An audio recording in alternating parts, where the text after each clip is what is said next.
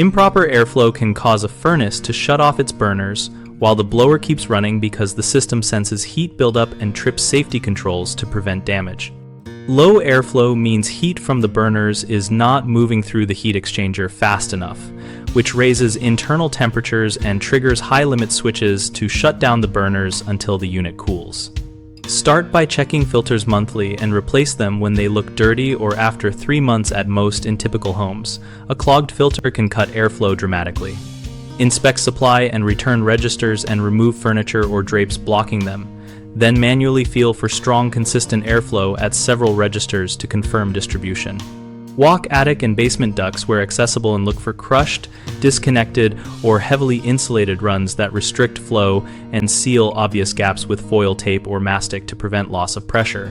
Verify the blower fan speed and motor condition by listening for unusual vibration and checking that the fan setting on the furnace control matches the duct design. Many residential systems use a high, medium, and low speed where the wrong setting cuts cubic feet per minute output.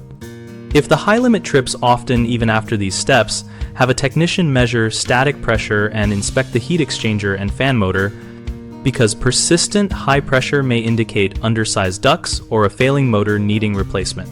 3 common mistakes are assuming a new filter automatically fixes low airflow, ignoring return duct restrictions, and continuing to operate after repeated shutoffs.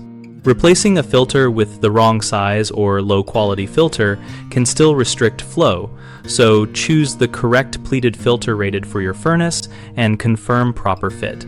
Homeowners often leave return grills closed or covered during renovation, so check and open all returns and remove blockages behind furniture to restore balanced airflow. Finally, running the system after repeated high-limit trips risks heat exchanger stress and motor damage. So, stop operation and arrange professional diagnostics rather than repeatedly resetting the system. We run bighomeprojects.com to help homeowners find local contractors for HVAC and other jobs, and to help contractors find work in their service areas. Our site also hosts a discussion community where we and other members share practical tips, troubleshooting steps, and contractor experiences.